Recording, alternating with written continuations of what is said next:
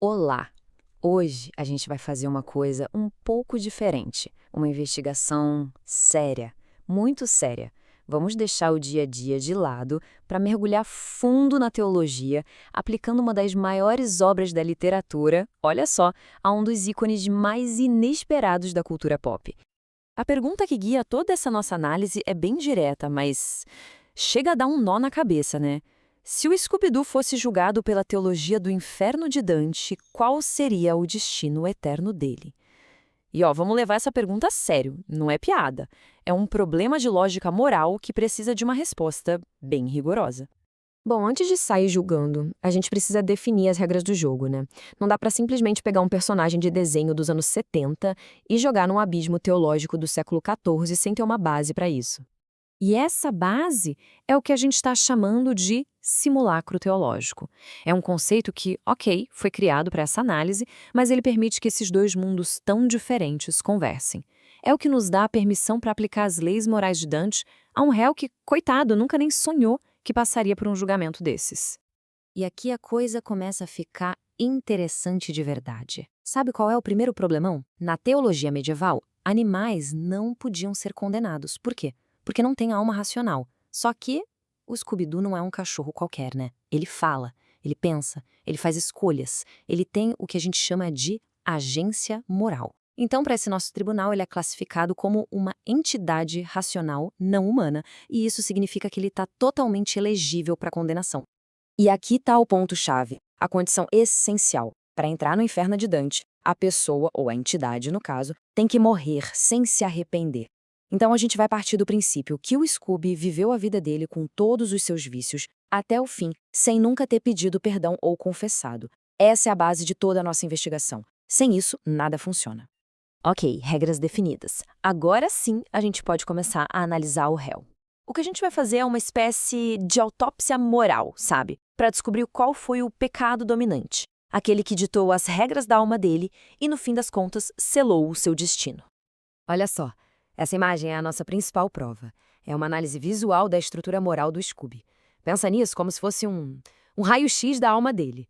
E como dá para ver de cara, tem duas coisas aí que gritam mais alto que todo o resto. Vamos dar uma olhada nesses números. Gula, nota 10 de 10, no máximo. É o centro de tudo, o eixo em volta do qual a vida dele gira. Covardia vem logo atrás com 9. E aí tem a lealdade, que é uma virtude forte, nota 8, sim, mas, como a gente vai ver, ela quase sempre está trabalhando para o pecado principal. Preguiça e ira? Quase não contam, são bem irrelevantes na equação. E é aqui que a gente entende tudo. A tal coragem do Scooby, ela não vem de dentro da virtude. Ela é comprada, comprada com comida. O medo, que é o segundo traço mais forte dele, é sempre superado, mas não pelo dever ou pela bravura, e sim pela promessa de um biscoito Scooby. É simples. A fome dele é quem manda na vontade dele. Certo. Agora que a gente já sabe qual é o pecado dominante dele, podemos começar a procurar o lugarzinho dele no inferno. A justiça de Dante é super precisa, não é aleatória. Então, a gente vai por eliminação, descartando os lugares onde ele com certeza não se encaixa. Primeiro, o vestíbulo. É para aqueles que ficaram em cima do muro, os neutros. Tá descartado. O Scooby, mesmo morrendo de medo, sempre acaba agindo. Depois, o limbo, lugar dos pagãos virtuosos, dos filósofos. A vida do Scooby era sobre biscoitos Scooby, não sobre filosofia. Também não é aqui. E por fim, os círculos mais profundos, os da malícia. Violência, fraude. Para isso, precisa de maldade, de intenção de fazer o mal, e isso a alma do Scooby simplesmente não tem. Sobraram então os pecados da incontinência. Depois de eliminar todas as outras possibilidades, e com base na prova esmagadora do perfil moral dele, a conclusão se torna quase óbvia, teologicamente falando. Não tem para onde correr. Chegamos ao veredito final. O destino do Scooby-Doo é o terceiro círculo do inferno. Isso ilustra brilhantemente o porquê. Para o Scooby, comida não era só para matar a fome. Era um ídolo.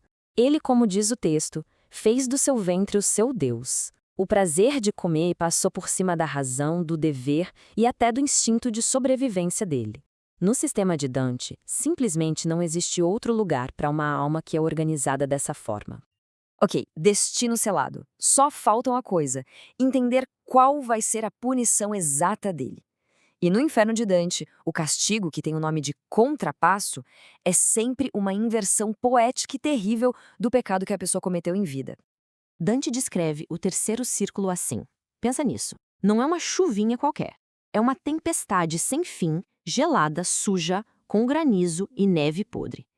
É o exato oposto daquele conforto, daquele quentinho que o Scooby tanto buscava. E essa tabela resume a perfeição da justiça infernal. É impressionante. A vida inteira buscando calor e conforto, a punição é um frio eterno e uma chuva imunda. O amor pela comida, pelo sabor, agora ele fica deitado numa lama fedorenta. A dependência dos amigos, da turma, isolamento total. E a parte mais cruel de todas, a vida inteira com medo de monstros de mentira, termina com o tormento de um monstro terrivelmente real. E aí está ele, o guardião e o carrasco do terceiro círculo, Cérbero. O clímax do terror para o Scooby-Doo não é um cara de máscara que ele pode desmascarar. É um reflexo demoníaco, distorcido dele mesmo. Um cão que, assim como ele, é definido pelo apetite. A verdadeira tortura aqui é essa. É o confronto com a verdade do próprio pecado. Cérbero é a gula na sua forma mais pura, mais violenta. Não dá para enganar ele com biscoito, não dá para desmascarar, ele só rasga e devora as almas, forçando o Scooby a encarar a brutalidade que estava escondida por trás daquele apetite inofensivo dele.